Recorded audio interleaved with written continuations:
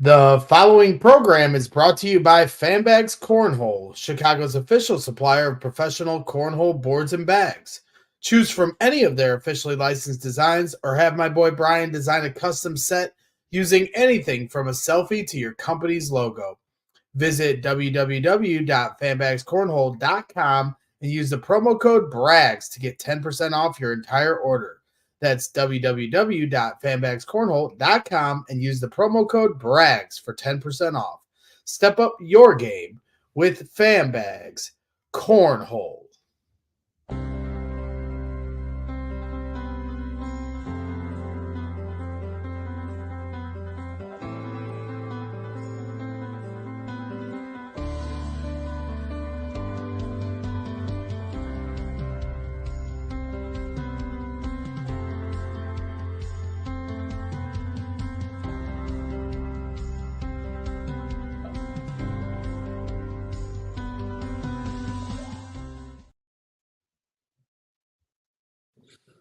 It's Zach Eady with Purdue men's basketball, and you're watching Boilers in the Stands.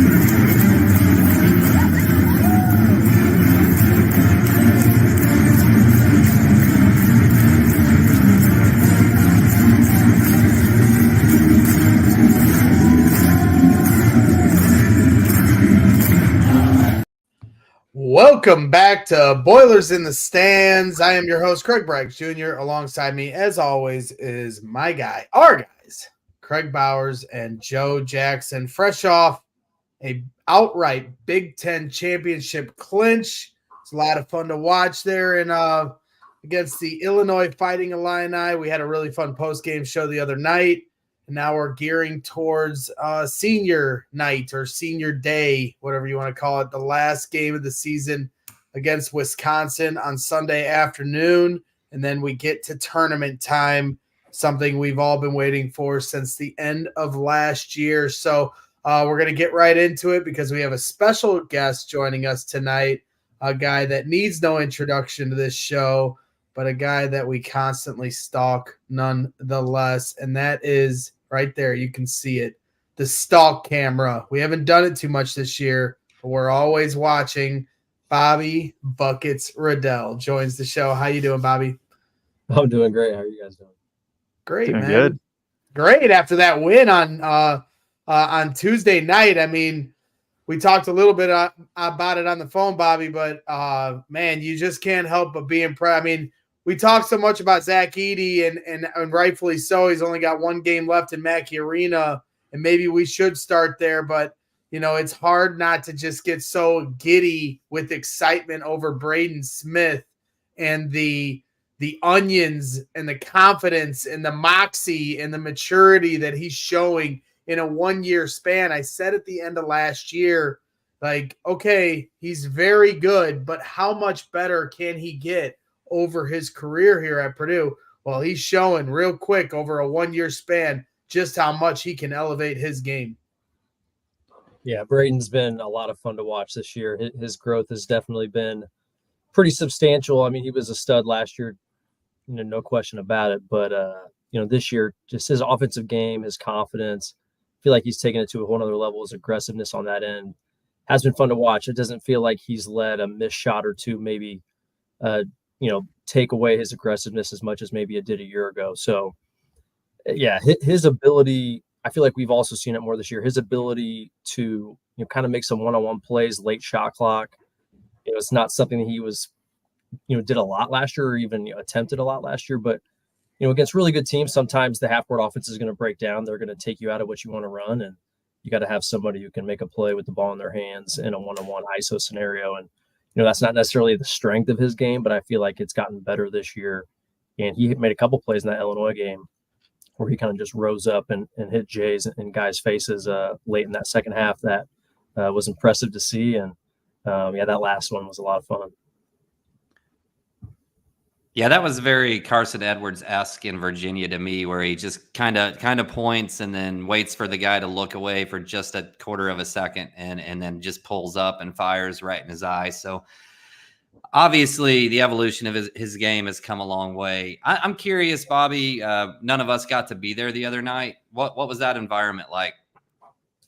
Yeah, it was really good. I mean, their student section was really into it from the jump. I mean, they were literally yelling expletives at Zach Edey the moment they came in the door, which was interesting. But yeah, they were obviously fired up. They, like many student sections, had apparently been waiting outside all day long.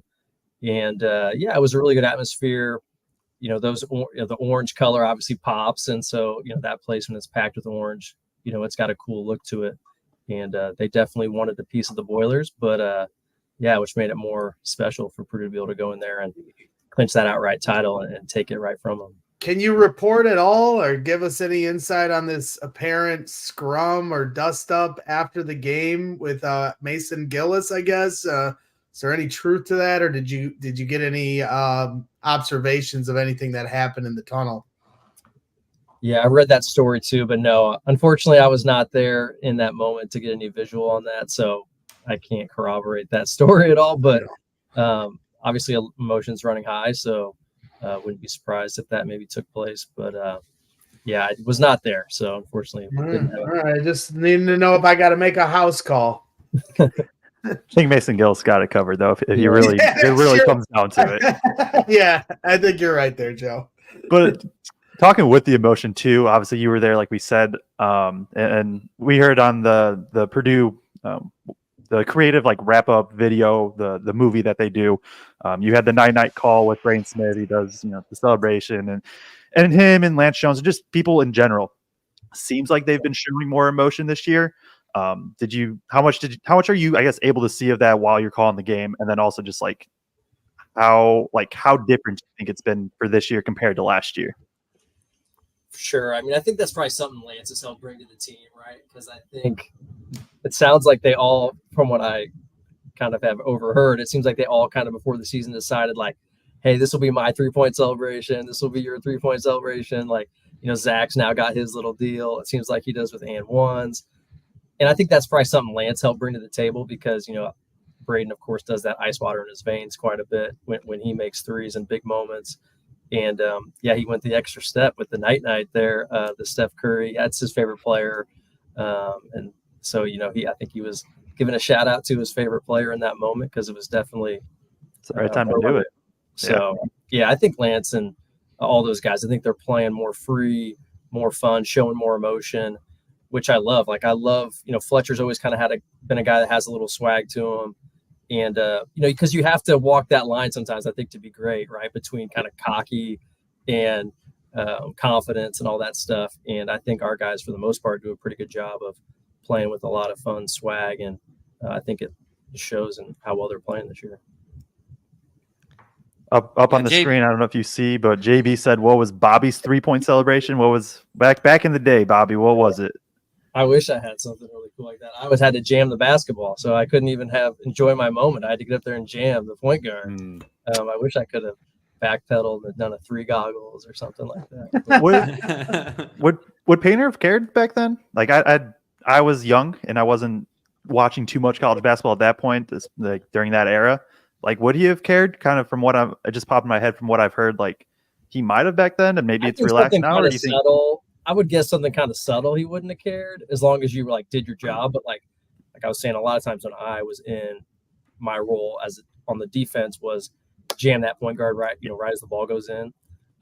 There was some moments where I'd hit a 3 and I'd be kind of feeling myself and I would forget that I have to jam and then would immediately try to get to it. But I think if you did kind of like throw a 3 up or something, like Nemanja Charleston used to always throw the Serbian 3 up and he would run back down like that. So like guys did some stuff, but they weren't quite getting as exotic as the ice water in the veins and some of that other stuff. But now, yeah, Bobby, the other night on the show with Foreman, we asked Foreman if he thought he could take you one-on-one, and he said, no way, you were a Division I basketball player. So I'm not going to insult you by asking whether or not you think you would beat him. But if you played a game to 10, how many points is Foreman getting on you? Well, see, I've never seen Chris play, so it's hard for me to fully diagnose that situation. But he's got some size on me, so I'm sure he'd back me down and get a bucket or two. But I would like to think I would get the W for sure. Yeah, I mean, so I guess what I want to talk to you about is the depth on this team. Last year, it seemed like they were a pretty deep team, and somehow this year they're running 9 deep, and it's quality depth. Caleb First and Fletcher Lawyer are guys that got a lot of starting time last year, and now they come off the bench. Ethan. Ethan Morton. Yes, sir. And Fletcher, though, even his role has been dialed back to what it is. But right. Ethan, yes, thank you for the correction there. But just overall, those 3 guys, their role was so much bigger last year compared to this year now with, different rotations. I mean, what has been your perspective watching that come together and Painter sorting that all out and how that's really kind of put everybody in, it feels like, in their best position to do their most damage on the court? Right. Yeah, it is pretty wild. We were watching some Michigan State film the other day with the team, and, they were showing a lot of the clips from the prior year as far as some stuff from a preparation standpoint. And Ethan and Caleb start that game, and obviously started a bunch of games last year. And so to think that, now they're playing very minimal roles off the bench, it's, unfortunate for them, of course, but they're really, they've been great teammates. They've bought into their roles. I'm sure they would love to play more than they are, but it's just a testament to the team and maybe how much higher the ceiling is and how well the team's playing. If those guys who were substantial players on a team that was an outright Big Ten champion and a Big Ten tournament champion last year and a number 1 seed, they're barely, playing minutes on a team this year.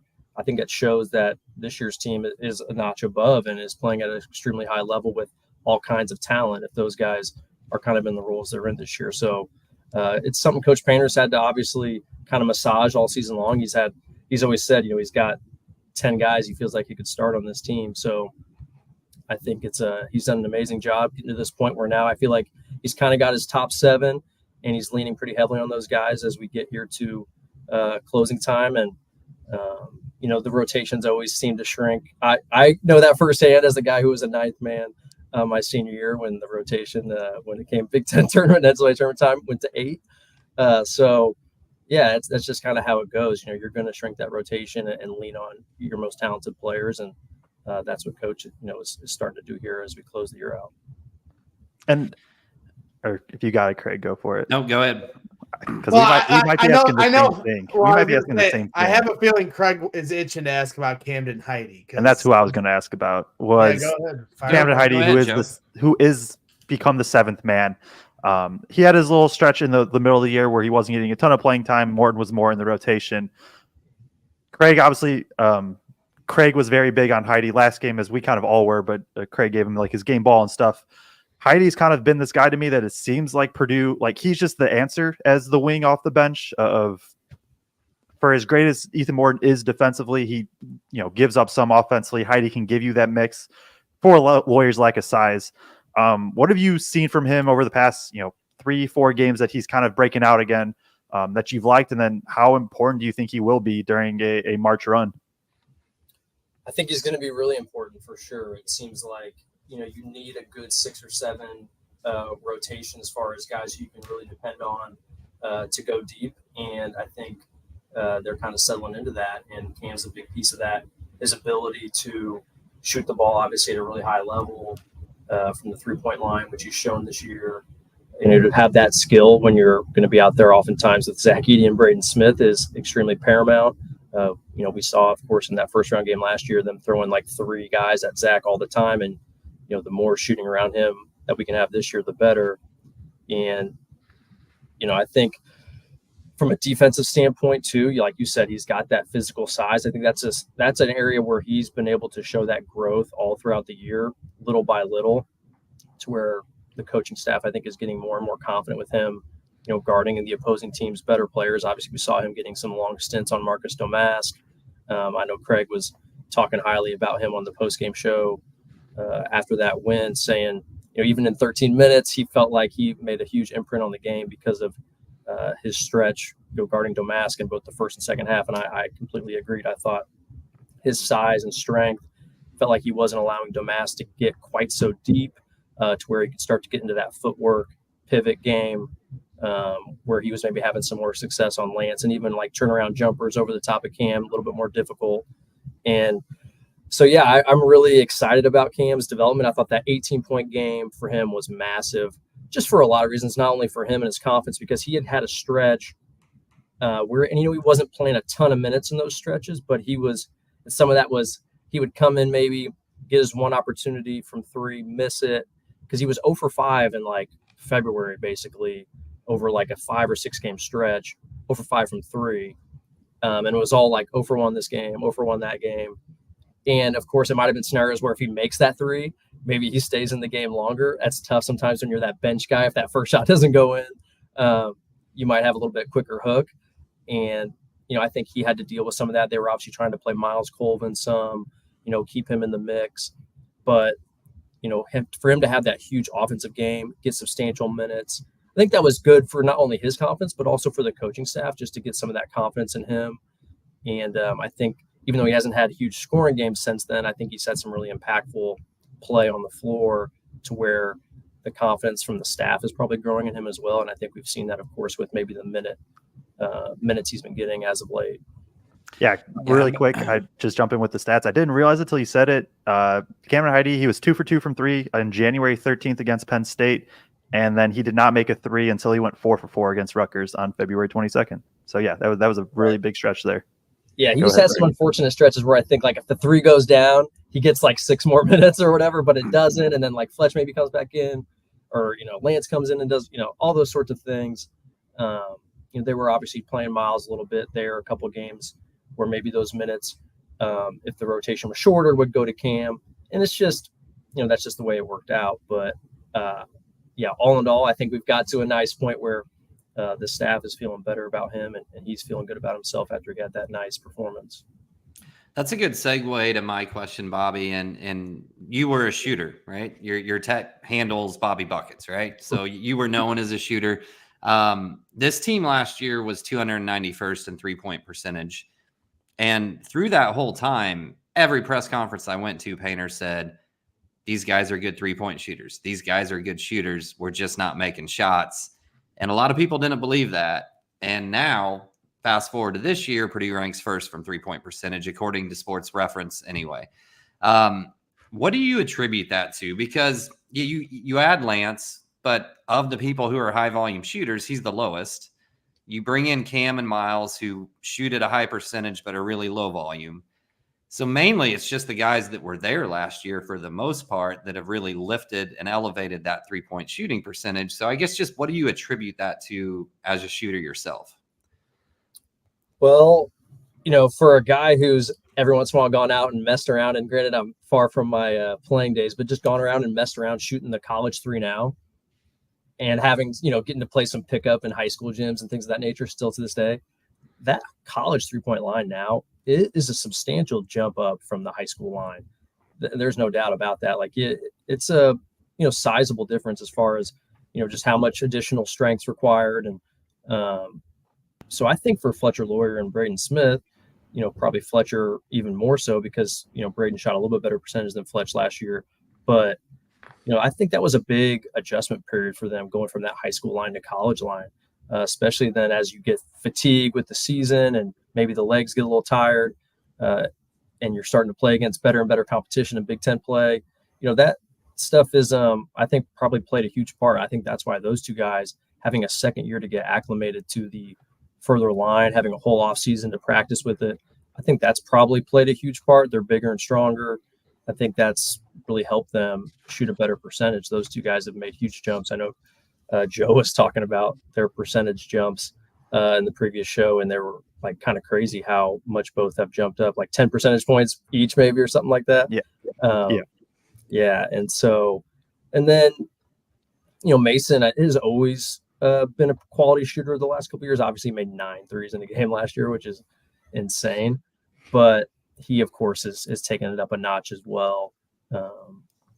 And so, yeah, those three guys are really, leading the pack. And then, it's nice to see Cam on low volume, make shots at a high clip too. I was just watching him in shoot-arounds and stuff early in the season. I was like, man, this guy's got a really nice compact shooting form, seems very repeatable, and the ball would go in a lot in shoot-arounds. I would always notice that, like, man, it doesn't seem like Cam misses a lot in shoot-arounds. And so it was nice to see that actually then come to fruition in the games, because he's been a pretty lights-out shooter with his opportunities.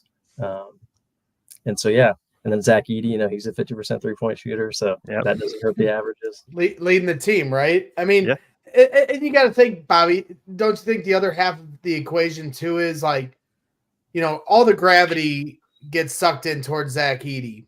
But I think the added element this year, just to continue to, gas up Braden Smith, but he's also becoming gravity that he didn't necessarily get as much last year as he is this year, where guys are really trailing him off, the pick and roll, and two guys are following that way. You got two or three guys trying to cover Zach.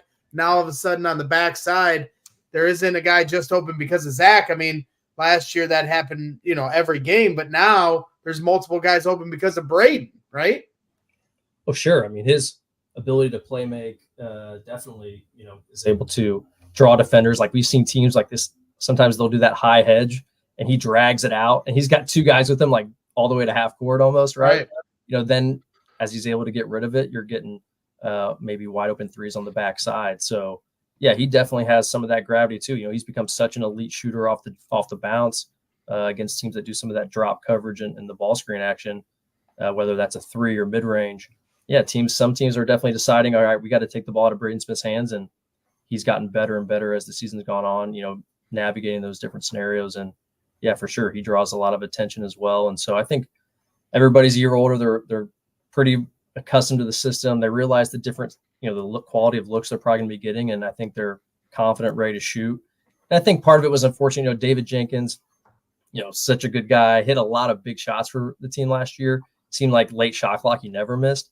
But, he was a guy who had shot a higher percentage from three earlier in his career that I think, unfortunately, I feel like he had so many threes like rattle in and out last year.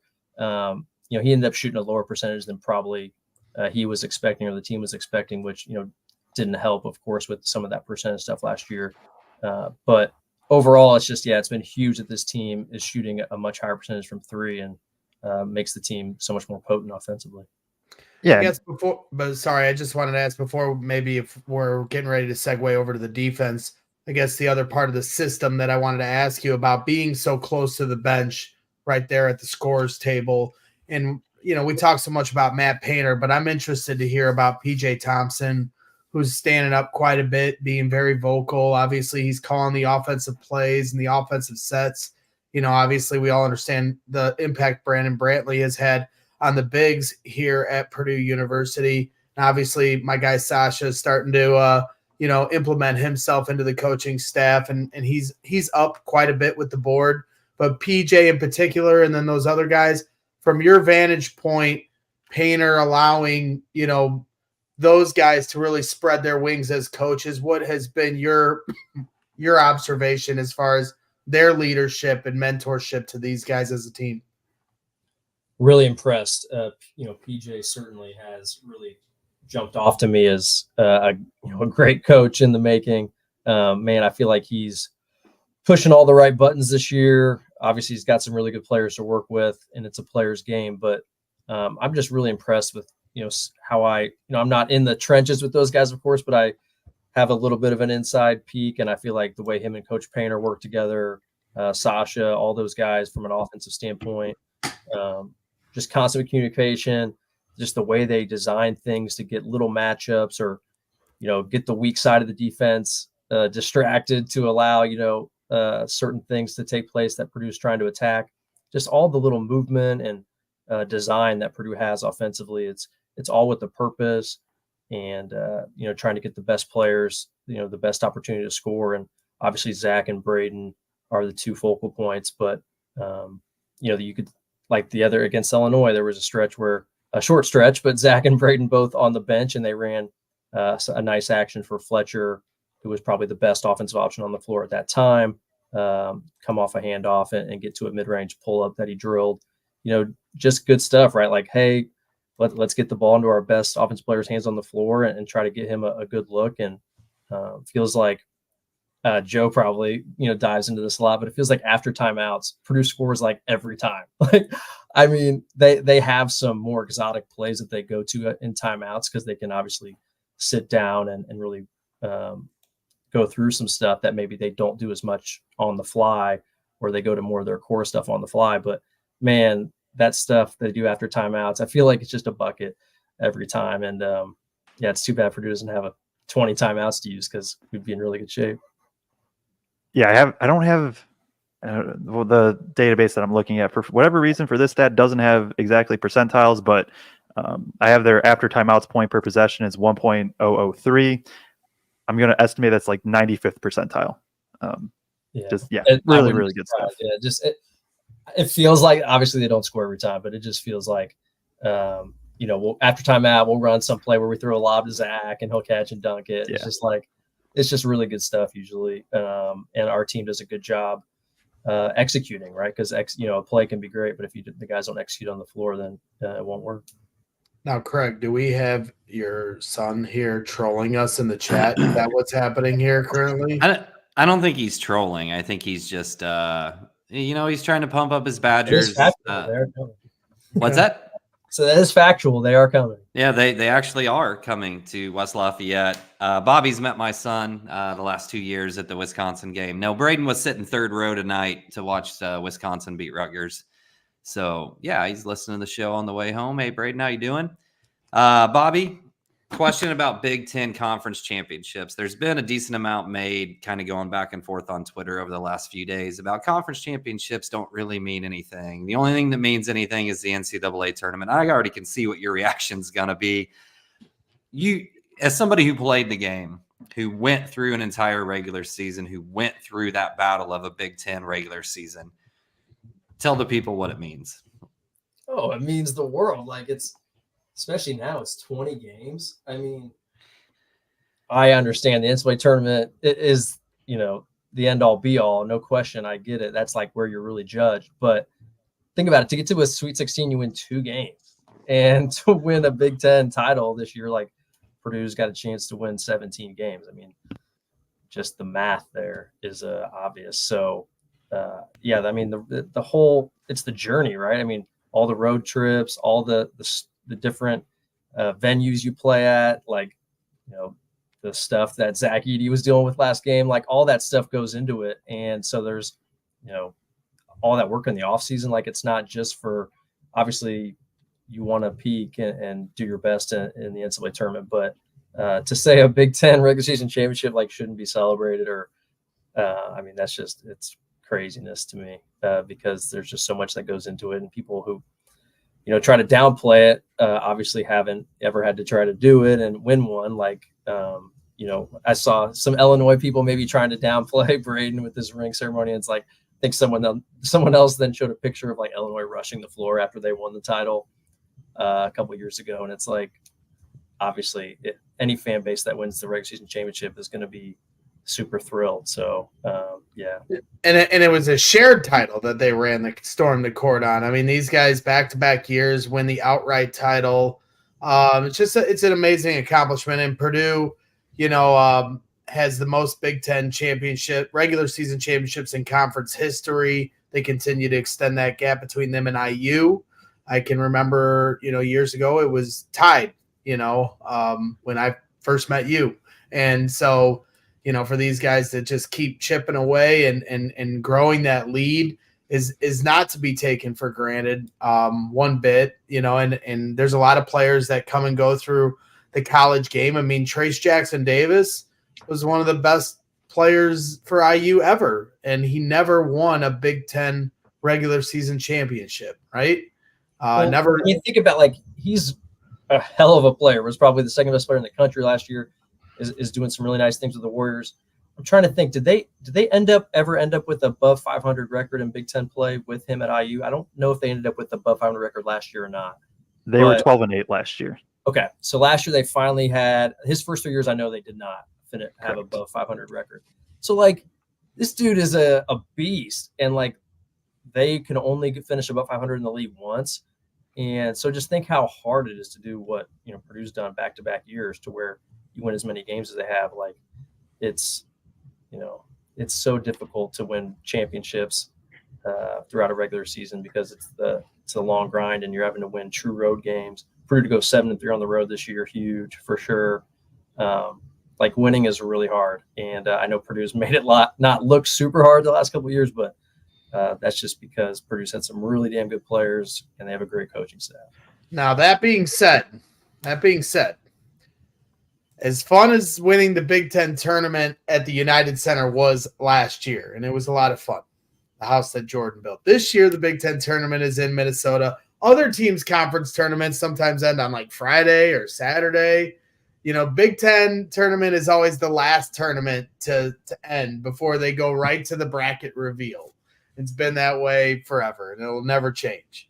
So we talk about the importance of winning the Big Ten regular season championship and to not downgrade it. How am I supposed to feel about the Big Ten tournament? Because there is a small part of me, if I'm being honest with my viewers, that I'm sitting here going, let's get our last loss out of the way in the second round of that tournament, and get a little extra time off before the big tournament starts. The Big Ten is such a grind, and then you go through the tournament on back-to-back days, 3 straight days in a row to win it. Is this sacrilegious of me to dare suggest that? Because hey, I'm just one of those people that looks at symmetry. In the year that Purdue should have got to the Final Four when they lost to Virginia, they lost in their first game to Minnesota unexpectedly at the United Center in their first game of that tournament. So they had a little extra time off. Nobody was expecting much of them. It was a different seed, so obviously a different type of pressure that this team will be going into. But am I barking up the wrong tree, hoping for some extra time off and should just root for the championship? So go ahead. Well, I got some stats, but go ahead. Yeah, it's probably the nice position Purdue is in. It's win-win, right? It's win-win for Purdue as it comes to the Big Ten tournament. You win, you keep winning. That's great. You win a championship. My favorite experience as a player ever was winning the Big Ten tournament championship in Indianapolis and cutting the nets down and watching Selection Sunday with your championship hat and the net and the trophy. Like, that's my favorite experience ever as a player. So to say that experience isn't precious and isn't treasured, it would be insane, just like our conversation with the regular season championship. So like all those guys want to have that moment. You get on that podium. Obviously this team has had a lot of those moments in recent years. So for my senior year when we did that, it was our first championship that I was a part of. So these guys are have a little more spoiled, but still, like, every time you get that experience, it's super fun. So Purdue's obviously going to try to win it. But the good news for Purdue is if they don't, then there's some other positive effects too, possibly, as far as time off your feet, less chance for, an injury, things of that nature, because obviously every game you play, there's that chance. So there's underlying positives if it does happen to Purdue, but obviously Purdue's, these guys are competitors, they're going to play to win. Right. Every team goes into that wanting to win it, trying to win it, all that sort of stuff. Greg, you and I as fans can be like, yeah, I'm cool with the loss the day before so they get some rest, but no team's approaching it that way. But just for some data, right? Since 2014, only 2 teams have won their conference tournament and also won the national title. So since what year? Sorry, what year? 2013 was the last time a team won. Because Kemba. No, I'm sorry. There have been 2 teams since 2013. Since 2013. What year was the Kemba year? That was like 11. Okay, yeah, that was because they won they won 5 straight games to win the Big East championship and then won 6 straight to win. That was ridiculous, of course. But okay, so last 10 years ish. 2022 Kansas, 2018 Villanova. Yeah, no, for sure. Last year was weird too for Purdue because who knows how much these it doesn't feel like the Big Ten tournament has a whole lot of seeding implications as far as the selection committee goes. I think we've kind of found that out. Like my senior year, we win the whole thing and still got a 5 seed out west. But last year we were really trying to get a 1 seed. Like, it was like, man, if we might have to win this whole thing to get that 4th 1 seed. That's true. This year, we're pretty much locked into a 1 seed at this point in the Midwest. So, Yeah. Sure. Well, and like, do you think Painter, if they get in a dogfight,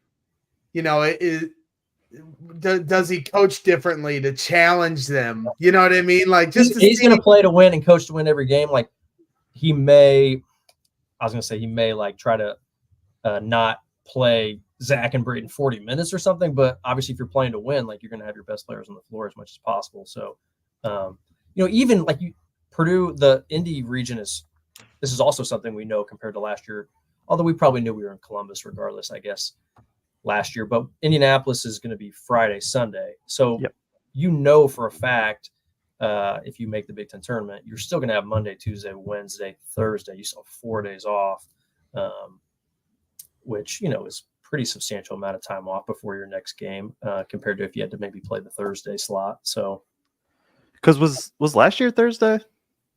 I think last year was Friday, Sunday as well. Yeah, Friday. Yeah, it was Friday. So It was. Yeah. we got a lot of times in hindsight 2020. It was Friday because I said, all right, I'm going to go to the game on Sunday, not going to the game on Friday because from my house to Columbus is a long drive. And I was like, I'll do the post-game show from home. And I was like, if they win, all right, on to Sunday, see you in Columbus. If they lose, the drive home from Columbus, I would have just not. I wonder how many fans made a similar, call that you did because, granted, Columbus isn't like, Indianapolis as far as comparison to West Lafayette, but I do remember feeling like it was not a Purdue home game by any means when that game. And you got to think here, this being in Indianapolis, and it seems like I don't know how many fans are aware that this is a lock. Like, we talked about it on the post-game show. Joe and Craig are really dialed into this stuff. Brian Tonsoni's going to join us on Tuesday. He's as good at this as anybody. You're saying the same thing. So that excites me as a fan that they're locked into Indianapolis. I mean, how cool is that? We were all there at Gamebridge Fieldhouse for the Arizona game earlier this year. What an electric atmosphere watching 2 heavyweight teams go up against each other. And what an opportunity for the Purdue Boilermakers. I mean, to have that kind of home court advantage in a season that was so much on the line, when Zach Edey a year ago at this time said, let's run it back, and to come all the way back to this point and now be, down the street from your house.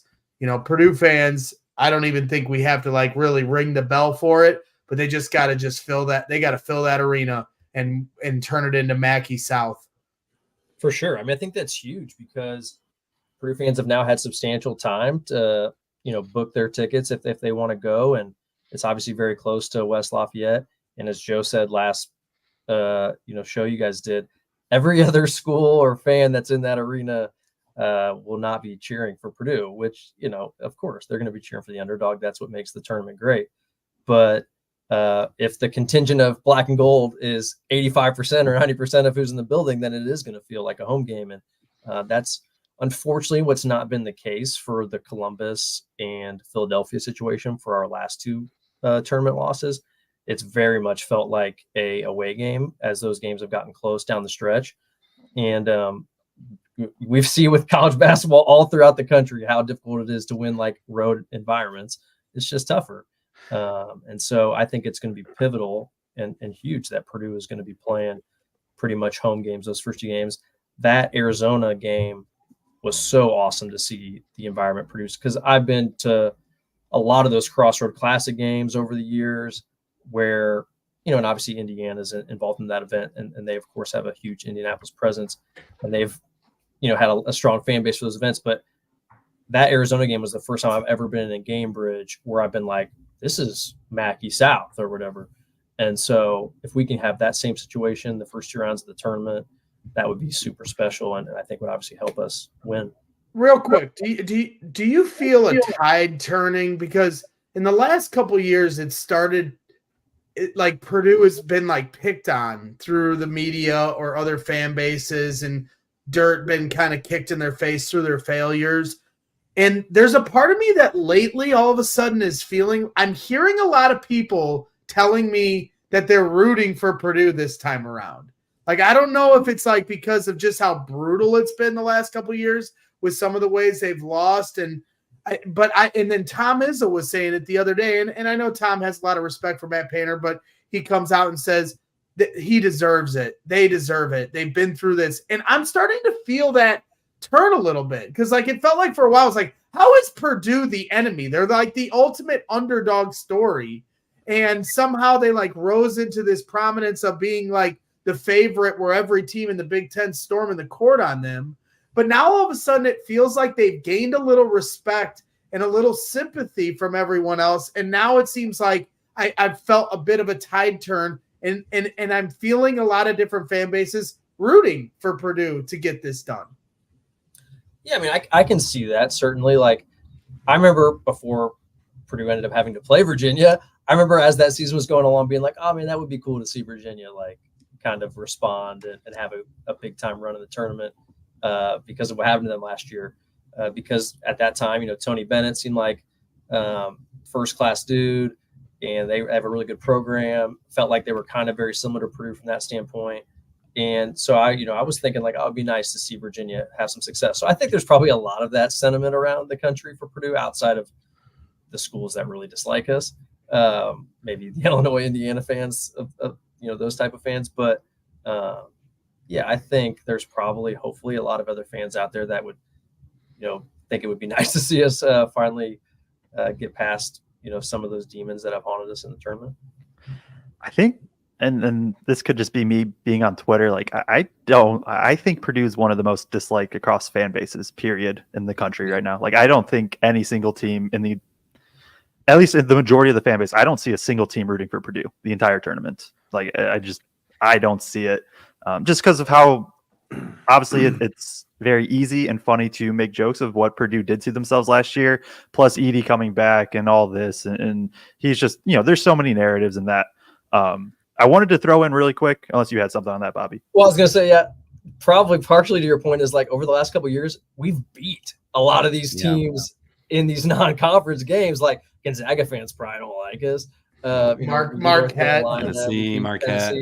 Like, so we actually have knocked off a lot of programs that in theory, like, because in theory, Gonzaga fans, would be like, oh yeah, that'd be cool if Purdue goes deep. But you're right, we've beat a lot of these programs, so maybe they're not huge. I think Greg's right about media and about other coaches and maybe even other teams that we play against. Coach Paint's so well respected too. Yeah. I don't like. I'm with Joe. I don't feel that whatsoever from other fan bases, other than like Rutgers fans who, for some reason, like have this big respect for Purdue and Painter for the most part.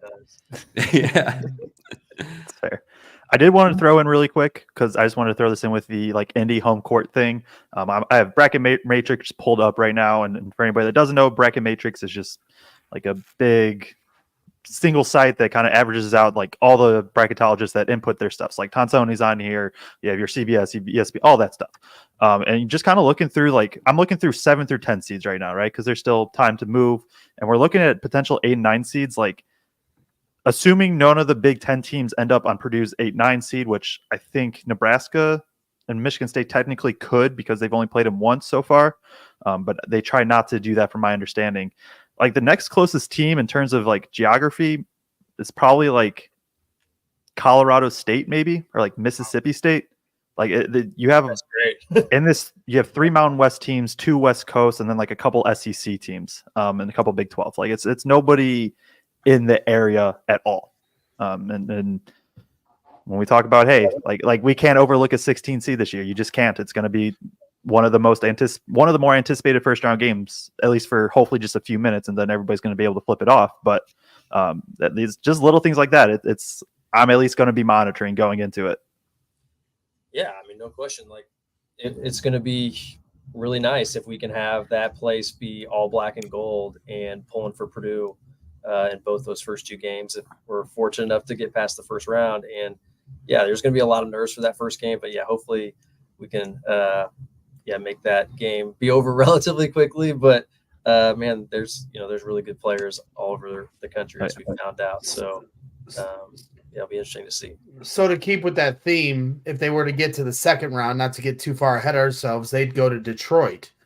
And so I want Sweet 16. the second weekend, Detroit for Sweet 16 Elite Eight potential. What I want to ask you about is when they played Michigan. We haven't had a chance to talk to you since then, and just from watching it on TV, it really stood out. I mean, it was like putting chills down my spine at times when Purdue would go on a run, and that place sounded like Mackey. I mean, it was crazy. And we're talking about the Michigan Wolverines. Like, that's a basketball institution. They're a big time program. They got banners hanging, and Purdue walked in there and beat them with their home crowd there. And I know it was like finals week or spring break, I should say, for them. But what was that like for you to be at that game, a Big Ten rival in a Big Ten, powerhouse of that magnitude, and to see Purdue fans take that stadium over? That was really wild. Their student section's always been pretty good as far as the support for the games I've gone to over the years. But the rest of the crowd definitely has been hit or miss. Obviously, they're really good teams. Their crowd shows out better. But, this year was kind of a perfect storm, right? Because students on spring break, the team's really struggling. The football team had just won the national championship. So I don't think there was probably as much excitement, of course, for this upcoming basketball season. And so all that kind of came to a head. And I remember sitting there before the game and, would go out to our spot for radio at Michigan is like concourse level. And I went out to the concourse and literally every single person I walked past was wearing Purdue stuff. I was like, aren't we in Ann Arbor? Like I was kind of like, this is insane. And then get back to my seat and everybody's starting to fill in. And like literally it's 5 minutes before tip. And I was like, I feel like it's like 75% Purdue fans here. And, then as the game starts unfolding, Lance is like pumping up the crowd and stuff on the road. I was giggling at that pretty hard during the game as that was unfolding, because I've never seen a player pump up the crowd in a road venue, but it was honestly appropriate considering what the turnout was. And I think a lot of it also spoke to how difficult it is to get a ticket in Mackey Arena this year. Bingo. Like it's, every single person or a lot of people I talk to will be like, man, I wish I could go to more games, but the prices, so on and so forth. And somebody even I, live pretty close to here I saw him after the game. Him and his wife took their 2 kids, and because it was like $20 a ticket, they said, or something like that. Right. So, I think it was obviously also some of that from a pricing standpoint. They were looking to get, everybody wants to see the Boilers, man. The Boilers right. I see Mike's in our chat saying the same thing. Cheapest tickets near Purdue, and that's a great point. And right, because Purdue fans don't really sell their tickets, and so you have the tournament coming up where you could argue those tickets will be cheaper than trying to get to Mackey Arena at times. So that's just kind of how it goes. While we're on the subject, why don't we take a quick time out and give a shout out to our sponsors here at Autograph and give people an idea of how they can actually get tickets to the Wisconsin game this weekend, and then we'll round third here on this show. Yeah, so Autograph, new sponsor of the show. And they're just a really cool app that will have all of your Purdue content in one specific spot. Obviously, if you want to cover or follow other college teams, they have that as well. But for Purdue specific, you're going to find us on there. You're going to find your Boiler Upload and Black and Gold, like all their podcasts, some of the articles that are free and stuff. That'll all be on there. One very simple app. You just go on, use code BITS to log in, completely free. Get all of your stuff there for free. And then just start consuming your content as you normally would. But now it's very much easier to find. And then on top of that is you're going to be able to be rewarded just for being a fan. So they have a couple things coming out. Like one is going to be they are doing a Purdue Wisconsin ticket drop. So we just talked about how crazy tough it is to get tickets at Mackey. I just have it pulled up right here. Cheapest ticket that I'm finding is $234 per ticket. But for Purdue, what Autograph is doing, they're dropping 3 ticket packages of 2 tickets a piece, and they're just going to be $16 a piece. So obviously that's a steal, and all you got to do, log into the app, use our code BITS, sign up, and then you're going to be entered. And then they have some other stuff too coming up for like Elite Eight, potential VIP packages, things like that. Just a really, really, really cool app that also has just going to be able to reward you for for being a fan. Yeah, and for me, this is just something that I can really get behind and love the fact that they're advertising with us, because it's just rewarding you for being a fan. All you got to do is go consume the content that you already consume, and you get those chances to get that VIP suite experience in an Elite Eight. You get that chance to get true fan ticket pricing or free tickets to games. It's just a really cool app, co-founded and started by Tom Brady as one of the original owners. So just a really neat app that you can go to access all your stuff and get your rewards. Yeah, so shout out to Autograph once again, and our partners. Tom Brady is one of our partners, Bobby. It's no big deal. I mean, our good guy, our good friend Tom Brady. So shout out to him. Shout out to Tom Brady, legend. All right. Yeah. Use code BITS. I don't know if we said that enough. Use code BITS. Use code BITS, and you have to refer a friend to get into both of these runnings. So make sure you hit the like button. We're starting to get some bigger crowds here watching our shows. If you're on YouTube, please hit that like button and subscribe to the YouTube channel if you haven't already. If you're watching from a different source on Twitter or Facebook or Twitch, welcome. But we'd love for you to head over to our YouTube channel and subscribe to Brags in the Stands. That's the overhead. And then Boilers in the Stands. You'll see the library of shows we have to offer for you there. Before we get to a couple of the questions from the chat, Bobby, we do spend so much time talking about the offense. I think every fan, that's where they want to start. But most coaches are going to tell you that, the defense is where you win games, and it starts on that end if you want to earn your buckets, so to speak, Bobby. And the defense at Illinois was on full display, holding Illinois to 31 points in the second half.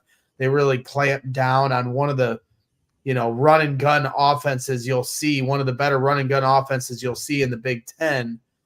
Can you tell us a little bit about how they were able to do that and what, from a personnel standpoint, what's making them so effective defensively this year? Well, it certainly all starts with Zach. You'll see, I think Craig or Joe talked about this. I keep referencing everything Joe's talking about in the other shows, but Joe brings up good stuff. When Zach comes out of the game, you'll see sometimes the opponent attack the basket immediately, and understandably so. Zach is an elite rim protector, and so it all starts with him as far as his rim protection. Teams just aren't able to finish around the rim against Purdue like they are other opponents. And so you immediately just, obviously usually the closer to the basket, the higher percentage shot as far as production goes. So Purdue's automatically making teams take, from an analytical standpoint, lesser percentage shots as far as some of that mid-range stuff, or forcing teams to take more threes. And so Zach's presence alone is huge. But then I think, Purdue's definitely, I think Braden Smith has taken his defense up another notch this year. I watched him, for whatever reason, I was watching him super closely in that Michigan State game, because Tyson Walker was, puts the fear of God in me, basically. Of course, his 30-point performance in the game-winning three he had a couple years ago against us. Just a really talented offensive player. So when Braden was on him for large portions of the game, I was nervous. But man, I thought Braden did such a good job defensively on him, as far as staying in front of him and not allowing angles or penetration, chasing him off screens. So like Walker would come off a pin down and Braden's right there on the catch. I was blown away, considering he played 40 minutes in that game and did everything he did offensively, but then defensively was, I thought, phenomenal as well. So he continues to take his defensive game to another level. He was on Terrence Shannon and did a pretty darn good job in the half court, staying in front of him. Purdue's scheme is some really good stuff. Nebraska does that stuff what they call a buffalo, where they bring kind of that trap over from the baseline side. And Purdue's been incorporating some of that into their defensive scheme, where that guy who's guarding maybe a Marcus Domask or someone who's on the block trying to back down, the guy guarding him can kind of shade that shoulder that's on the inside to force him to the baseline, and because they know they have some help side coming that direction. And so Purdue's defense, that's all about being in sync, following a scouting report, knowing where your help's coming from. Purdue's doing a good job from a scouting report standpoint, executing. Because Purdue's got some guys who are, not only talented, but I feel like have good basketball IQs. And, that's such a huge thing, is being able to follow a game plan that's put in. Purdue's coaching staff, I think, is second to none. I'm biased, of course, but, I played for Coach Lusk. I feel like he's a tremendous defensive mind. It's amazing to me some of the defensive stuff Purdue's doing now that they didn't do when I played. And I think that's just a testament to guys like Coach Painter and Coach Lusk, who are in the primes of their careers from a coaching standpoint and have been around the block and, seen all have had to deal with all different kinds of teams throughout their career and have been able to incorporate new defensive strategies into this Purdue team because, they do stuff, like I said, that they didn't do when I played. And it's fun to watch them have those defensive schematics that are really effective in games. So, yeah, I can't really say much more about the defense. I think it's obviously we're not perfect. We got, some guys that can be taken advantage of from time to time, but I feel like, we have guys like Camden Heidi and coming off the bench who is getting better and better from a defensive standpoint. I feel like Kaufman-Renn has done a really good job defending at the 4 spot this year. I think there was a lot of question marks whether he could defend on the perimeter at the 4 spot this year. And don't you think, Craig, he's moved his feet really well on the perimeter this year? I've brought it up a couple of times, either in the show or on Twitter, but there's been a few plays that just amaze me, and where he just has shown his improvement in space. And, this last game, he shuts off. I don't even remember who it was now, but he shuts somebody down. He passes the ball. That guy goes to take a shot. TKR moves over fast enough, gets a piece of the ball. So what he's done in space and just how he's improved in that regard, to me, I think is super impressive. As we approach the end of Big Ten season here, Joe and I really won't get a chance to talk Big Ten players of the year, coaches of the year, that type of thing anymore. And Bobby, if you got to jam out of here, feel free to. But I did want to ask you before that, as we talk about coach of the year in the Big Ten, there seems to be this mindset lately that, like, you can't be coach of the year unless you started with really low expectations or you lost a bunch of guys from the teams previously. And with the transfer portal now, there's a lot of coaches who seemingly are getting rewarded for bringing in a bunch of guys that other coaches did the work developing and piecing them around some other pieces that they already had to make a really good team. On the flip side of that, it seems like coaches like Coach Painter are kind of getting overlooked because they actually developed 90% of their guys through 4 years. So one, I guess just what's your take on the philosophy of how you look at coach of the year? And then 2, who do you think is your Big Ten coach of the year? Right. No, I'm with you. I think it seems like the criteria of the award is just basically is purely being looked at. Where did we expect you to finish? Where did you finish? If you finished a certain amount of spots ahead of where we expected you, then we might give you coach of the year because we feel like you've done such a good job coaching that particular team. But I'm with you. Like, there's so much more that goes into being coach of the year than just like what your expectations were and where you finished. To your point, like the development of your players, the recruiting, all those sorts of things go into it. And, this Purdue team is exceeding expectations big time compared to like where these guys were recruited from a star standpoint and all that stuff. And yeah, I don't understand why the Coach Painter doesn't get credit for that as much as he should. Because like, if last year, Coach Painter should have got coach of the year. I mean, I think it was a really nice job Coach Collins and Northwestern did, but Purdue had a team that had very little expectations as far as competing for the Big Ten to win. And then they win it by 3 games. And they were the 5th youngest team in all of Power Conference basketball last year, 5th youngest. And you win one of the best conferences in the country by 3 games. I don't know how that's not worthy of being Big Ten coach of the year, but obviously he wasn't. So this year, considering we have a chance to win it by 4 games, if we win and Illinois loses at Iowa, I would think that would once again be enough to warrant being Big Ten coach of the year because, although we did have a lot of guys return from last year's team, coaches had to incorporate some new pieces as well. And we're playing at an even higher level than we did the year before. We had to come back with those expectations, with everything that happened to us in the tournament. And for us to be as good or better. It's kind of like the whole LeBron James thing. Like, he was expected to be great and he exceeded it. Like, we were expected to be great this year and we've exceeded that. So I think you should get credit for that. Yeah, 100%. Joe, did you have one more thing as far as player of the year? Yeah, we can ask. I don't know exactly how. Did we just want to? I do think Coach Fair should be coach of the year. Yeah, I'm with you there, and I think we'll talk about it a little bit more. We're there. In a bit. Yeah, but obviously Edie's player of the year. Yes, player of the year, national player of the year. Hey, he's really good, isn't he? Do you think he has like a legit case, or even should be defensive player of the year in the Big Ten? He's been good at there on that side of the ball too, and you look at the on-off splits. Like, Purdue's defense is tremendously worse with him off. Do you think that he wins it? And then do you think that, or how likely do you think he should be to win it? I don't know if I worded that right. No, yeah. I think he should win it. I think he's the most impactful defender. I watch all these games that Purdue plays and see the opposing defenses we go against.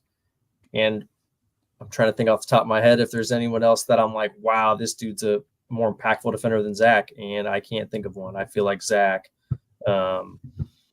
just changes the game with his defense. I mean, you talked about it just now. Like, when he's not on the floor, Purdue's entire, defense is a way different story. So he changes everything for Purdue. I feel like Purdue does have some other good individual defenders, but there's no way Purdue's a top 25 defense without Zach Edey. And the way he protects the rim, I think the way he's moved his feet on the perimeter this year. I mean, he gets switched off to these guys in the perimeter and holds his own. He gets beat every once in a while, just like everybody does, but he holds his own. Who are the other guys that are probably in that discussion? Cliff, Amori, Baldwin, Ace, Juwan Gary, Loki should be, but I don't know if he'll get the recognition for it. But it's probably going to be Amori, Baldwin, or Edey. Yeah, because Baldwin's leading the league in steals, right? And, he's right up at the top of the country. He's really good. Don't get me wrong. But I just think Zach's the most impactful, and obviously the team wins a lot, which I think certainly should play a part because, and then like you said, the on-off stuff I think should play a big part as well. So my vote would be Zach. Teams just do not score on the interior against us. Like, if you have a post player, he's not scoring against Purdue. And I think that should go a long way, but obviously everyone's got their own opinion. Yeah, 100%. Just give it all to Purdue. I mean, enough's enough. They deserve it.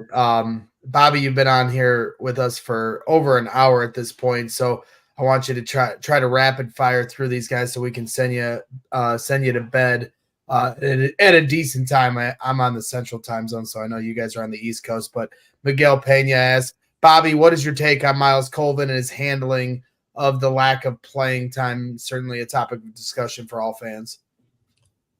Well, sure. I mean, I'm sure he's disappointed to not be playing as much as he'd like, just like any competitor would be. But the fact that I think we're winning a lot, it's hard to argue with the strings the coaches are pulling from a playing time standpoint. Purdue wins a lot of games, and from my vantage point, I feel like Miles has kept a good attitude, seems to have fun on the road trips, and has good energy to him. And I think he's going to be a tremendous player at Purdue, when the time comes. But obviously, it's a numbers game at this point, and the guy's really talented. But Purdue's got a lot of really talented players that maybe have a little bit more experience in the program, and it's hard to argue with the strings coach is pulling this year. Yeah, 100%. What do you, Leanne Ream? Hopefully, or Lynn Ream. I don't know how to read. But she's asking, Bobby, most fans want Matt Painter to be more demonstrative against the refs. How do you feel about that? Well, I mean, that's a slippery slope because before you know it, you could be some of those other coaches in the Big Ten that will not be named, but who go over the top, I feel like, quite a bit. So I feel like Coach, there is a game to it, right? Like he's he does his talking and stuff. Like if he doesn't get a call, it goes his way. He's chirping with the officials because he wants to get the next one. I mean, those officials are human.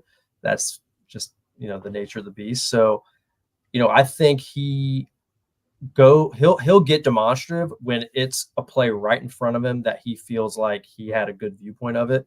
But as he always says, like in his post-game press conferences, like some of these plays will happen like 60 feet away.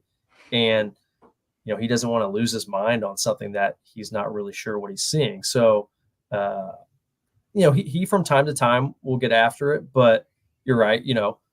He's not the most demonstrative, but that's, you got to be who you are, right? Like you can't be somebody you're not, and Paint's not the, some hothead coach like maybe some others are. So I think he picks his spots fairly well. Yeah. I just want Zach Edey to get what any national player of the year as far as respect would get. And people, I guess one of the things that other fan bases get irritated with about Purdue is how much we talk about the refs, but obviously Zach Edey is very hard to officiate. But I thought some of the calls against Illinois, he's getting, not only is he allowed to be hacked at will, but now he's getting, called for some pretty soft fouls as far as I'm concerned. But I am also, I'll admit that I'm biased towards it, but when we get to the tournament and these are one-off games and, people that are trying to have a strong whistle against Zach instead of giving him the National Player of the Year respect he deserves, if I have to not take a credential and just buy a ticket in the stands so I can go off on the refs, I'll do that. I'll do my part here. Brags in the stands. Yeah, there it is. Yeah, loudmouth jackass in the stands, I think is what my real name should be. And then finally, Ed Albanese, great candy. Bobby says, Bobby, what do you think of Edey in the NBA? Will he make it? Well, going into the year, I still wasn't 100% sure. I figured he'd get a shot. There's some guys like Boban and some other dudes who are big that, are getting a cup of coffee or whatever. And I thought he would certainly get an opportunity. But just because I was really worried about, how he would move his feet on the perimeter and things of that nature at the NBA level with all the space. But as this year's played out, I've been so impressed with how he's moved his feet on the perimeter. I think he's shown enough to me, besides just all the other just dominant characteristics he has as a player, that I think, he's gonna get a really good chance and be on a team. And hopefully it's on a team that gives him, some opportunity similar to, opportunity Trace Jackson Davis has gotten this year. Obviously, there are another different types of players, but sometimes you have to be in the right spot in the NBA and get that right opportunity because the NBA is full of insanely good players all over the place. And sometimes if you're on a team where you're behind, some other guys in the pecking order, it's just going to be tough to break through. But I do think he's got so many dominant characteristics as a rebounder, as a rim protector, those kind of first and foremost, because offensively, unfortunately, teams are just not going to play through him in the post at the regularity he, Purdue plays through him. But, maybe on a second unit or something, maybe a couple post touches here or there, he has shown the ability to be a solid passer out of the post. I think he's shown enough from a lateral foot speed standpoint to, get some run. Obviously, I think the summer league will be a huge opportunity where he's finally playing an NBA style of games, and we'll get a chance to see at least a little bit of what it's like. But I'm excited to see. I think he's going to end up doing well. Well, Jeff Park says in the chat, will look good in Pacers colors. That'd be something, right? If Zach Edey were to go to the Indiana Pacers and Caitlin Clark's on the other side of things in town, be a hell of a scene there down in Indianapolis. All right, Bobby. Well, we're gonna cut you loose, and I got one quick one. I'm sorry. I'm sorry. It's my fault. Right. He's gonna. And it is about Zach Edey. So I guess it's you can make it very quick. It is a little bit of a two-parter though. So one, what was it like calling Zach Edey's three, and then two, your senior year you shot 61% from three, and Edey's only at 50%. So how does that feel knowing that you're a better shooter? Or you've shot a better percentage than the two-time National Player of the Year? Yeah, well, calling Zach's three was super fun for sure. Rob, the play-by-play guy, Rob Blackman. I loved his call because he, was losing his mind, and rightfully so. Hit him with one of those big triple times. It's so fun calling games for this team. Obviously me and Rob are just so spoiled. It's ridiculous getting to sit courtside and call these games for a team that's, so good. And when Zach found when the bank was open, especially against Indiana, your arch rival, just such a fun moment, and seeing the reaction of all the guys on the floor and the bench. That's one, you'll never forget. That was really cool. And then, come on, he's made 50%, but come on, his nickname's not Buckets. So there it is. There it is. He'd probably tell you otherwise, but Bobby, we appreciate your time, extended time here tonight, but we missed you. Had a lot to catch up on, and we'll catch you here down the road. I know some people had some questions rolling on the back end, but we will always bring Bobby back to answer some of those bigger picture questions about recruits and things of that nature. And we'll have, conversations down the road where we can talk about those things. But for tonight, we'll let Bobby get to bed. We appreciate you coming on as always. And I guess we'll see you at Mackey here on Saturday for Senior Day. Sunday, whatever day. Absolutely. Looking forward to it, and see you, Braden. Braden, don't be wearing that red and white up in Mackey. All right.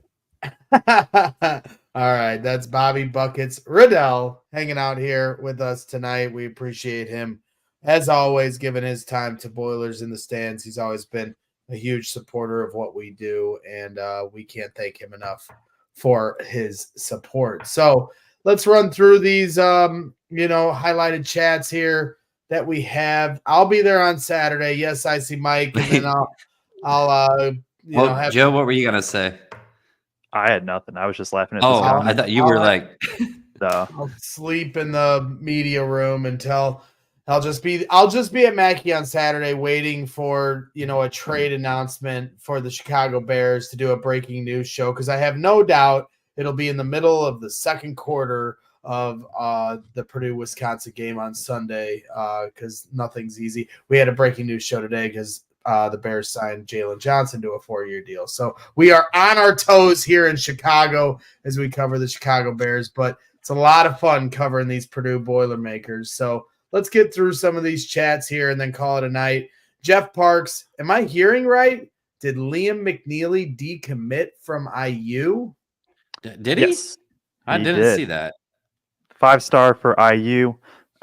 Sounds like it's pretty locked up that he'll be going to Kansas from everything that I'm hearing. So big deal for Indiana, who now is going to have at least 5 roster spots open heading into the offseason. And that's obviously assuming Ware stays, which he'll go to the NBA. So that's 6. Galloway, Leal both have the option for their COVID year. I think they'll probably take it, but we'll see. And then there's also there could be a lot of other players transfer. So going to be a very interesting offseason for Mike Woodson and IU. Mark Cuban's going to have to open up the checkbook. That's what it sounds like. So good luck to him. Icy Mike in the chat hanging out with us here tonight and always showing a lot of love to us. Only one more regular season game with Mason Gillis and Zach Edey. So yeah, you gotta take it in, appreciate it here on Sunday, and then and support these guys while the season, but we still got a long way to go till April. So you still have every opportunity to go to Indianapolis and see these guys. But yes, this will be the last time at Mackey Arena for the senior class. The most wins in Big Ten Conference history for a senior class for the Purdue Boilermakers program. So they have a lot of accomplishments that they have to be proud of. Yeah, and I want to bring it back full circle, because if you guys remember, there was not the entire offseason, but a lot of the offseason, one of the biggest talking points, which drove me a little nuts, but it is what it is, was, will Zach Edey shoot threes? And so I want to bring it back to that. And in Zach Edey's final game at Mackey, does he attempt one, or does he leave it as he made his 3 against IU, he ends on the make, calls it good? I think it depends what the score is. Let's say Purdue's up 15. Which, who knows what will happen. But if we're up 15 with like 3 minutes or less to go, and he's still in the game. Like right before Painter takes him out, he takes another. Okay. Yeah, that's interesting. It'll be funny to see if he pulls up. This was after these were some of the stats that Purdue Boiler Ball provided after they won clinch the share at home against Michigan State. Back-to-back Big Ten titles for this senior class. 58 Big Ten wins. Now it's at 57, but now it's 58 Big Ten wins, most in Purdue history. 84 wins in the last 3 years, most in Purdue history. 55-4 home record so far with one more game to go. So those are the accomplishments of this senior class that consists of Zach Edey, Mason Gillis, Ethan Morton, Lance Jones, obviously coming in here on his, transfer year, but these guys got a lot to be proud of, and they've had a huge impact on what this program is and where it's going. So shout out to those guys for sure. Yeah, 100%. Just big parts of the program. Obviously, what Edie's done is you can't even put words on, but guys like Gillis, I mean, it's obviously it's in the past, or it's a few years away at this point, but like Gillis didn't play basketball for, what was it, like, what was it, like 900? Was it 900 days or 600 days? One of the two. Jason Gillis did not play basketball for a very long time, and now he's turned into what he is, and it's one of the best glue guys in the entire country, really. And also, Ethan Morton and the walk-ons too. Can't forget that. Carson Barrett and Chase Martin as well. I mentioned some of the guys that get playing time, but Carson Barrett, this dude is a hooper. Dude, he's a hooper, and he'd come in with some razzle dazzle. Chase Martin, obviously having some history and lineage to the program, coming here, and so those guys certainly deserve their love as well. So shout out to them for their upcoming senior day, night, whatever you want to call it. It'll be a fun scene, as it always is, for those celebrations. JB saying, I would assume Braden will declare for the draft just to get feedback. What do you guys think, Craig? I mean, it's pretty standard procedure now for players to do that.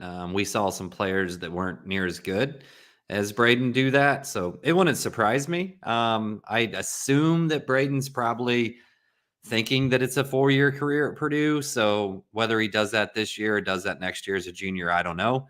But I mean, it wouldn't shock me by any means. Yeah, I assume he does. Like and over the past month, I've been like, yeah, Braden's like, he's kind of like, he's on the opposite end of Edie, of where it's like, he might be too small almost, but it's like, Braden's going to get a shot. Whether he sticks or not, we'll figure out where that is in a few years.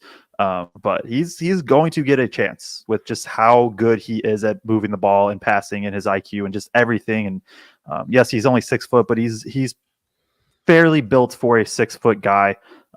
There are guys in the NBA that play his style and have made careers out of it. And if he has a huge year next year, I don't think it'll happen. If he has a huge year next year, it wouldn't shock me if he was done after next year, but that's not till next year. So I do think he declares, comes back, gets some feedback, calls, then worries about hopefully leading Purdue to 2 straight national championships. Yep. So Jeff Parks had a few different comments in the chat when we were asking about the dust up in the tunnel after the game in Illinois. He says it was the Illinois strength and conditioning coach reportedly. You can hear Mason holler at him in the Zach Edey post-game interview. So a little insight there from Jeff. He also adds, with Sunday being senior night, what would you see Coach Matt Painter using as the starting lineup to honor the seniors? I don't think he's going to change anything up with things still on the line. So I think he'll just kind of keep it as is, but hopefully Purdue has a nice little blowout, and by the end of the game, they can put in some of the walk-ons and give some people, their walk-off as they come off and they get subbed out and get their appropriate standing ovation, but we'll just have to wait and see. He also adds that Jakari Harris, Glenn Robinson's son, who will be coming to Purdue next year, is playing in the Georgia 7A state title game on Saturday. I did see that, so it'll be interesting to see if there's any way to watch that. JB asks, will Purdue stay in Indy between their first 2 games or go back to campus? It's an interesting question. I mean, it's a drivable, if they play on Friday, they win. Will they go back home and sleep in their own beds before they play on Sunday? I could definitely see the advantage in that, but with the media obligations and then the practices that they do in between their games, they'll likely stay in Indy. Although I could understand why that wouldn't make a ton of sense, like go sleep in your own beds, practice in your own facilities. But I just think from a media standpoint, I think they have to stay in Indianapolis. And you just want to keep practicing in that kind of the same area. That too. Right, because they'll divide it up. And also, it depends on how the games break. But like if Purdue plays that first game, I would assume Painter and company stay, at least the coaches in some capacity stay to maybe try to catch some of that second game live. Assuming they do win, obviously. So yeah, I would assume that they stay. But I understand why it's a question. It's fair. Yep. Derek Lucic is saying, I'm nervous about the depth going into the tournament. Bobby talked about them kind of having almost a 7-man rotation at this point. They do play 9 deep, but obviously Miles Colvin's not getting the kind of run that I'm sure he wishes he had. And so, the rotations are shrinking up here a little bit. Derek's a little nervous about it, but I don't know about you guys, but I feel pretty good about where they're at. Yeah, most teams, as they approach the tournament, are going to shrink that rotation down to 8 guys anyway, right? Not many teams are playing 9-10 deep, and really that's more of a concern throughout the regular season. Can you last through the regular season, give your guys minutes off? And Painter's really just started to shrink that in the last 3 or 4 games, getting down to 7 that are getting most of the minutes. So I'm not worried about it at all. Going in, we get major contributions off the other 2 guys off the bench, whether that's offensively or defensively. And also, I think there's a good chance, just depending on what the matchup is, that you see Morton play more significant minutes in some of those. If we play a team that has 3 smaller, quicker guards on the perimeter, then I think Morton probably gets some of those minutes over Cam. So it may be an 8-man rotation, just not an 8-man rotation on that specific night. Yeah, and I'm looking through really quick. UConn was an 8-man rotation, but they played 14 guys like every game because they were just up so much because they just dominated March. Kansas was a 7-man rotation. Baylor was an 8-man rotation. What was 2020? 2020, there was no champion. And then 2019, when Virginia won, they were like a 6-man rotation by the time championship came. So like, it's just what happens. You play your best guys, and right now there's 7 best guys, and then there's a couple guys that can come in more for specialty type uses. Also, just like Braden has shown he can play 40 minutes and handle it. Edie has shown he can play 40 minutes and handle it. Jones at times can play 35, and these guys, especially Smith and Edie, they've shown consistently they can handle it.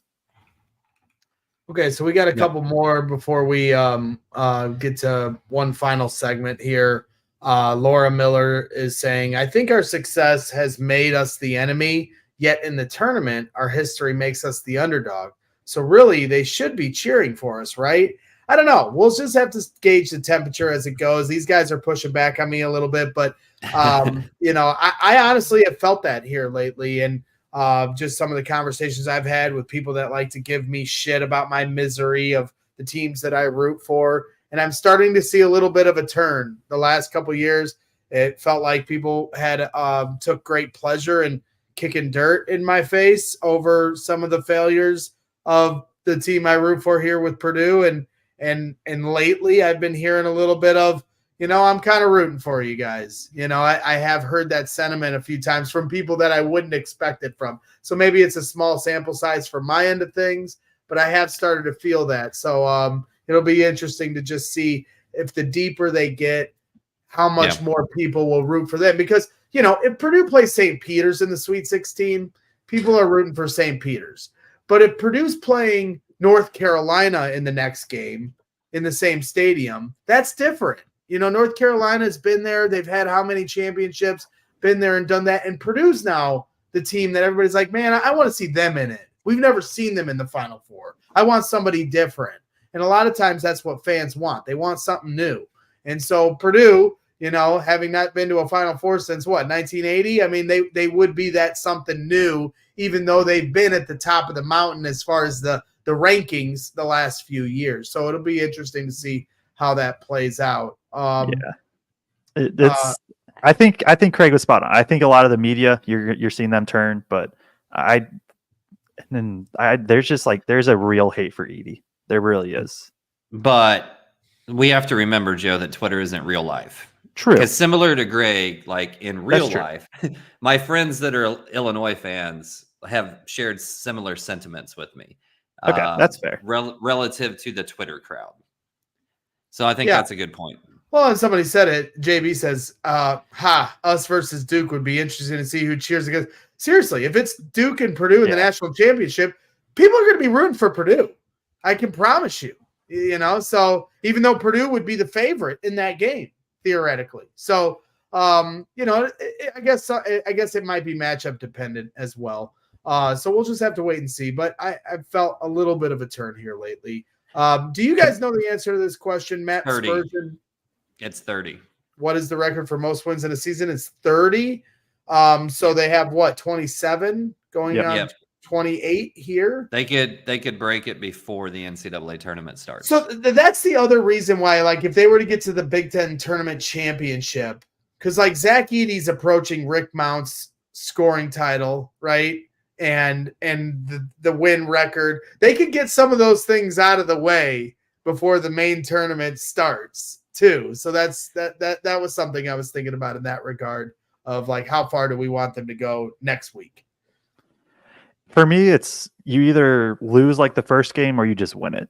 Like, because if you're going to be there, you might as well just win it. And, but I understand, like, especially if you lose that first one, just get the rest, get out of there. Yeah, Bill has just been throwing us a lot of love here in the chat tonight. And we appreciate you, Bill. Thank you for your name is Bill on the show. I hope you're okay with that because I enjoy it a lot. But thank you for all your kind words here tonight as we do this show. Craig and Joe have something they wanted to end the show here with before we call it a night. Yeah. We're just going to fire through some of our all Big Ten teams. If you're ready for that, Joe. Yeah, I'm going to throw the caveat. Mine are subject to change until Monday when I'll put out like an official thing. But this is where I'm at right now. All right. Player of the year, Joe? Carson Barrett. All right. So we're both at Zach Edey on that. Okay. So my first team, all Big Ten. Here it comes. From Purdue, I've got two people from Purdue, Zach Edey, Braden Smith. I've got two people from Illinois, Marcus Damask and Terrence Shannon Jr. And then I've got Northwestern's Boo Zone Boo Booey. I have Edey, Domas, Bowie, Smith, locks. And then literally on my Excel sheet right here, it's Jameer Young / Terrence Shannon. But I think over the past hour, I've decided because right at that point, Young has a little bit better numbers in conference play. Shannon also played fewer games, like he missed 5 games. But Illinois is much, much better than Maryland. And I think I'm just going to lean winning. So Terrence Shannon's the 5th one. So we have the same. All right. How about your all freshman team? Or do we want to go to second team? My all Big Ten is Zach Edey, Mason Gillis, Trey Kaufman-Renn, Fletcher Lawyer, and Braden Smith. Okay. Wow, no Lance Jones. What a snub. Oh, my bad. And Lance Jones. Well, Lance was supposed to come on the show this week, so I snubbed him. There you go. I don't care, Craig. Whatever you want to do, I'm good with. All right. So my second team is Jameer Young, Tyson Walker, Dawson Garcia, Khalil Ware, and then Cliff Amori. So I also have Jameer Young. I have Dawson Garcia, Tyson Walker, and then I have AJ Storr. Because although they've struggled, just you got to take the whole year, and he's been good. And then this one, we'll see what the reaction is, but I have Coleman Hawkins. Do you want like an explanation? I don't know what we're. You want my third team? You seem stunned, Craig. Why did Joe leave? No, I didn't leave. I can't do it. I can't do it. Illinois goes from a very good offense to a very bad offense when he's off the floor. The defense has not been good for anybody from Illinois, Hawkins especially. He's also like, I guess that's part of an excuse. So I won't even say that part, but the dude just, he impacts this. He's impact. I honestly think Terrence Shannon's put up the better numbers, and so I'm totally cool with him being first team. I think Coleman Hawkins might have had a bigger impact on the Big Ten season than Terrence Shannon for Illinois. Okay. And that's why I have him second. Who's your freshman of the year? Owen Freeman. Yep. It's got to be, right? He's how many player of the week or freshman of the week awards? I think he broke the record. The year? Yeah. Yeah. So that's kind of done. And then who else you got? Cam Christie, John Blackwell, Mackenzie Mbako, which those four seem locks. And then the fifth, I'm going to Deshaun Harris-Smith over Jermichael Davis. I just like Deshaun Harris-Smith's defense a little bit more, but there just was not. It wasn't a great year for freshmen in terms of production. Yeah, I think the first four that you mentioned are absolute locks. Like, I don't think there's going to be any question about that. I'm going to throw Rutgers some love here. I'm going Jermichael Davis with that pick. Just really like what he brings offensively, and I think about where he's going to go in the future. Think he's a real nice addition there. Your sixth man of the year? You sticking with Purdue? Oh, I did not have one, but it would be off the top of my head, it would be Mason Gillis. Let's see. Let me think. I'm trying to find this. Yeah, no. Juwan Gary started too many games. It can't be him. Yeah, this was my bad. I did not prep for this one. That's okay. Yeah, that's okay. I'm gonna stick Mason Gillis. Just quickly going through. I can't think of anybody that I liked more. And then we both said we landed on Painter for Coach of the Year, right? Yeah, and I want to talk about that just briefly because I haven't had the chance to yet, and we've kind of made all the points. But like, yes, Purdue this year specifically was supposed to be very good, right? They were supposed to be top 3 team in the country. They were supposed to win the Big Ten, all of that.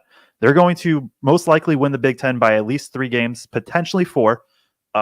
This is a roster that it's been called out so many times, right? This is Zach Edey ranked 435th. It's Braden Smith, low 3-star in the low hundreds. Fletcher Lawyer was like 100. TKR was the only like prominent kind of bigger name recruit. And even him, he's playing like the 6th or 7th most minutes on this team. Mason Gillis, not like a gigantic recruit. And so if Fred Hoiberg wins, I'm not going to be mad. I get it. I totally get it, especially if it's in a 1-year thing. But like what Purdue's doing to the Big Ten this year, they're the only, Illinois had a little bit of a run. Wisconsin had a little bit of a run where it's like, oh, maybe they could, go with Purdue. Purdue's the only one that's held on.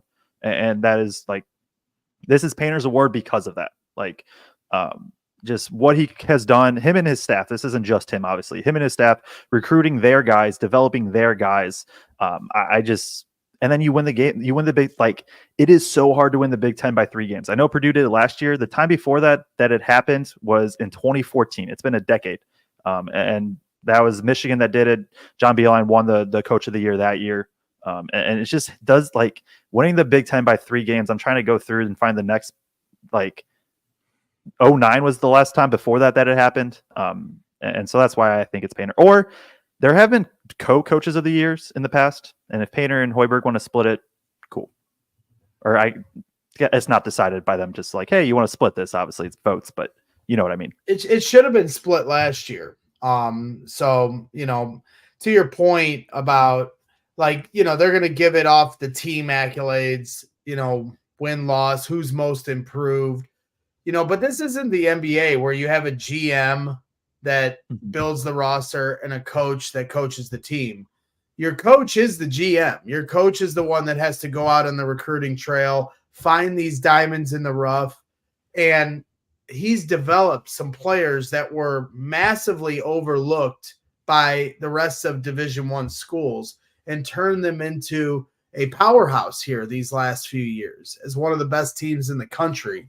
And so it's not just about his system, which is great, and their accolades and their resume as a team, which is great, but it's also about his development and recruiting and bringing in a guy like Lance Jones, as he's one of the top ads when you talk about the transfer portal, and the way they've, in this era of NIL and, this era, of the way teams have to recruit now.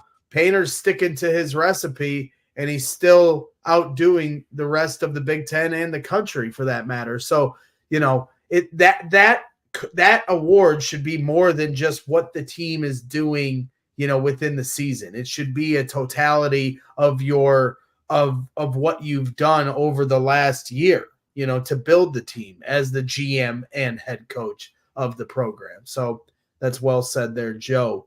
So we had a couple more. Jeff Parks was talking about Autograph here and saying, he just checked the Play Store, and I believe he's talking about for Android, and Autograph is now available for Android. So thank you, Jeff, for that update. I know they've been efforting getting it up there.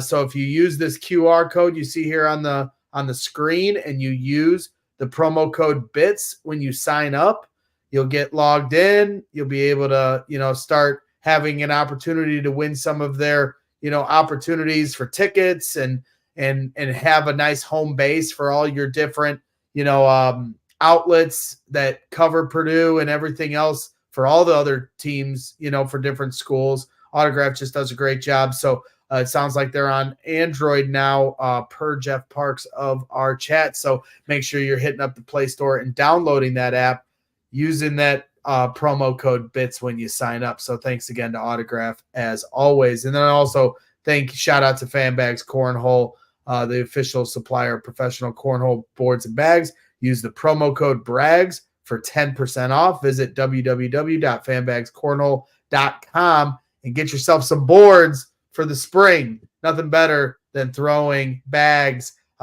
during the tournament. You got the TV out in the garage. You get to watch the game, throw some bags, have some brews. It's getting to be that time of year again. Yes, those double thick legs, Icy Mike. So I think that wraps things up for tonight. Icy Mike throwing some love, saying, Greg. Did we say Depoy? That was the only other thing. Defensive Player of the Year. Sorry. Oh, we did not. I'm going Zach Edey. I think I've been convinced it's Edey. I've also been like, Jawan Gary should have a legit case for this. And I don't think he should win it, but I think he should have a very legit case. I switched from Amori to Edey just because I've been convinced on like the winning factor and how much Edey impacts. I had Amori before it, but I'm also going to go with Edey. Yep. Bill in chat saying, yes, I got Autograph tonight on my Android. So there we go. There's your answer, ladies and gentlemen. Make sure you sign up for Android.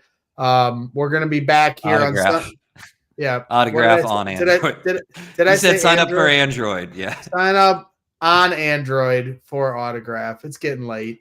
My mind's spinning in circles all day long. This damn Chicago Bears team is going to be the end of me one day.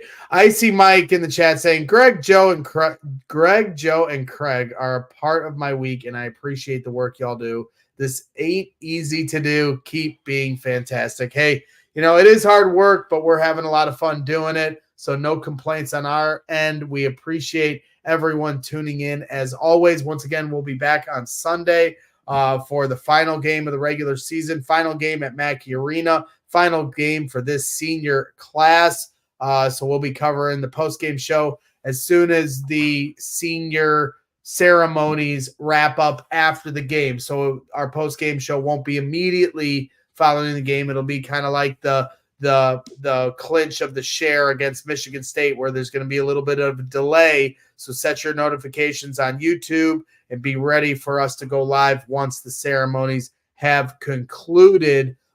We will be back here on Sunday. We also have Brian Tonsoni coming up on Tuesday, one of the top bracketologists in the country, and also a little bit of a rival podcaster from Assembly Call, but a great dude and a great supporter of what we do here at Boilers in the Stands. So that wraps things up. You guys got anything else before I call it a night? I'm good. No. All right. Craig's good. Greg's good. Joe's good. We're out. We'll see you Sunday. Boiler up. Thank you to Bobby Buckets Riddell as always. And thank you to everybody in the chat hanging out.